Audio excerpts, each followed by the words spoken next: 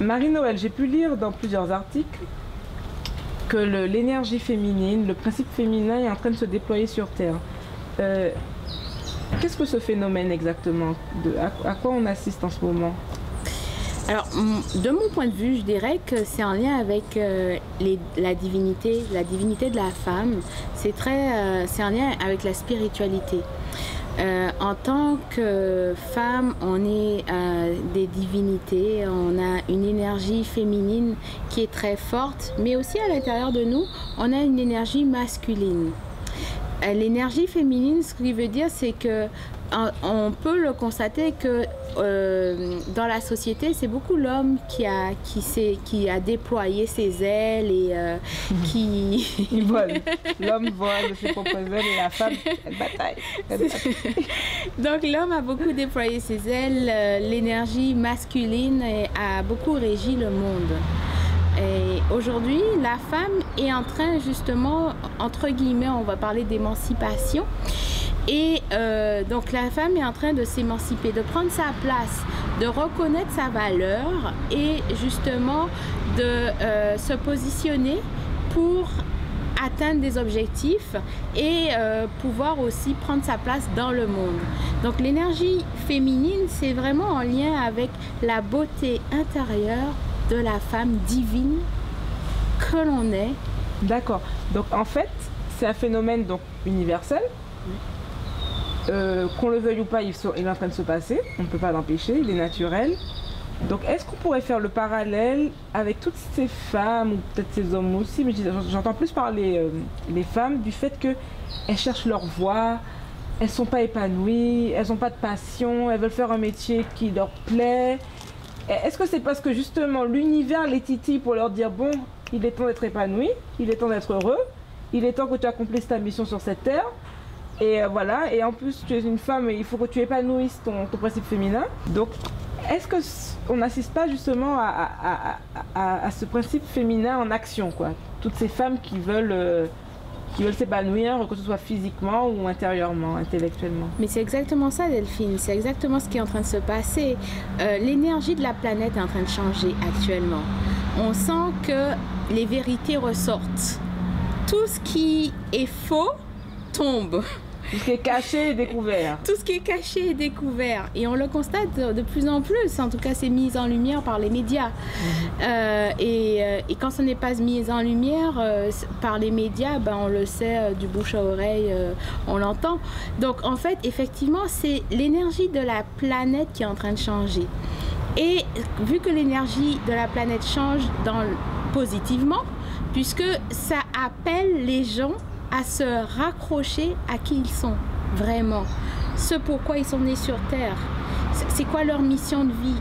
Et c'est pourquoi aujourd'hui on entend beaucoup plus parler du coaching professionnel. Il faut faire attention, je veux faire la distinction entre le mot coaching, c'est très vulgarisé. Donc en fait, il y a des coachs, de très bons coachs ou de très bons accompagnants qui se spécialisent pour faire émerger cette énergie féminine qui est en train de prendre de l'expansion. Et cette énergie nous appelle à se positionner vers ce qui est vraiment notre réalité, notre divinité. Je vais aussi dire, je parlais de talent, ben, on a un talent unique qu'on doit exercer, qu'on doit mettre en avant. Exact. Et si c'est aider les autres, ben, on est fait pour ça. Pourquoi aller faire quelque chose d'autre qui va nous faire galérer? En fait, quand on n'accomplit pas notre mission, on est malheureux. Souvent les gens se demandent pourquoi ils sont malheureux. Ben, être malheureux, c'est donc ne pas être en harmonie avec soi-même. Tout à fait, Delphine, c'est exactement ça. C'est ne pas être en harmonie avec soi-même. Et on constate aujourd'hui, tu disais que les choses changent, mais on constate beaucoup plus de gens sont pas bien, sont mal à l'aise, on parle beaucoup de burn-out. Le burn-out, c'est un épuisement professionnel. On parle beaucoup de maladies aujourd'hui. Les cancers qui se déploient, toutes les maladies qu'on n'avait pas vues avant, mais mais qui se déploie. Donc, on parle beaucoup plus de ce genre de choses. Et c'est en lien avec notre manque d'épanouissement. Et on n'est pas bien, on cherche à un moyen de s'accrocher dans notre société. Ben, vu qu'on n'est pas bien dans notre travail, je prends un exemple, on va chercher à consommer. Voilà, achat compulsif. Oui, voilà, on va chercher à consommer. Et aussi, notre corps est très bien fait. Hein. Donc, si on vit depuis quelques années un inconfort, un non-épanouissement, un manque de bien-être, à un moment donné, et pourtant la vie nous a donné plusieurs rappels pour nous faire changer. Mais si on n'est pas à l'écoute de son corps, on n'entend pas cet appel-là. Donc la vie cherche tous les moyens pour nous faire comprendre qu'il y a quelque chose qu'on doit changer. Et c'est là toute la clé, le changement. Mais malheureusement, on est résistant au changement.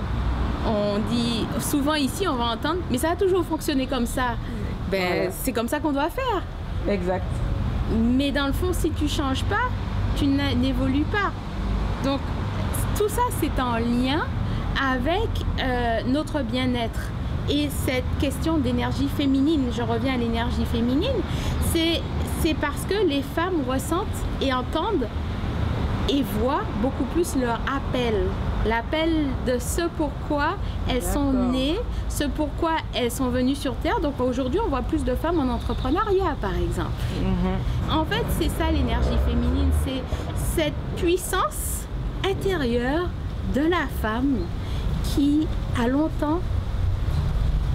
était longtemps endormie.